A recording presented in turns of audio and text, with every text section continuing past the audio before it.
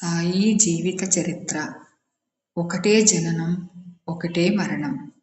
మనిషి జననం ఎంత అద్భుతమో మరణమూ అంతే అనివార్యం.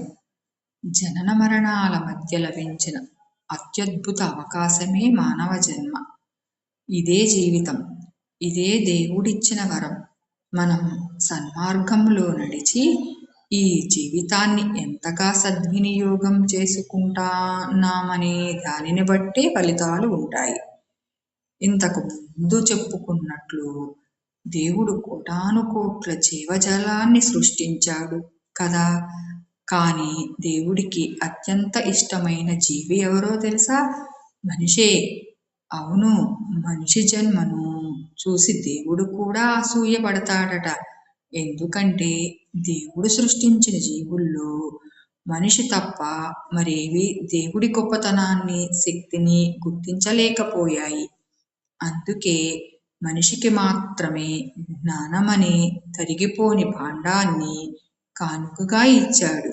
తన లీలలను, శక్తియుక్తుల్ని, తను చేసిన అద్భుత కార్యాలను మనిషి కీర్తిస్తుంటే ఆ దైవం పరవశిస్తుంది.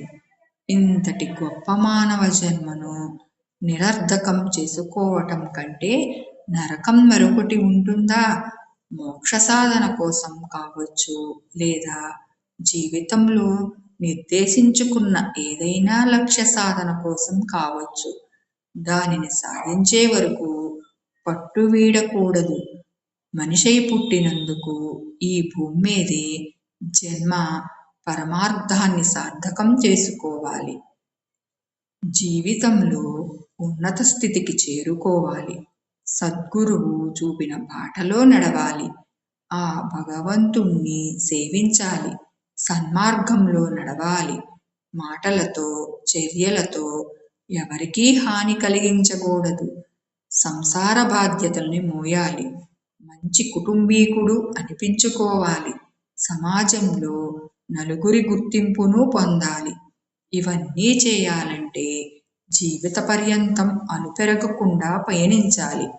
ఈ పయనం సాగిగా సాగడానికి మనకు సమర్థ సద్గురువైన సాయి మార్గదర్శిగా నిలుస్తారు. శ్రీ సాయి చూపిన జ్ఞాన మార్గం అందరికీ అనుసరణీయం. శ్రీ సాయినాథాయ నమః.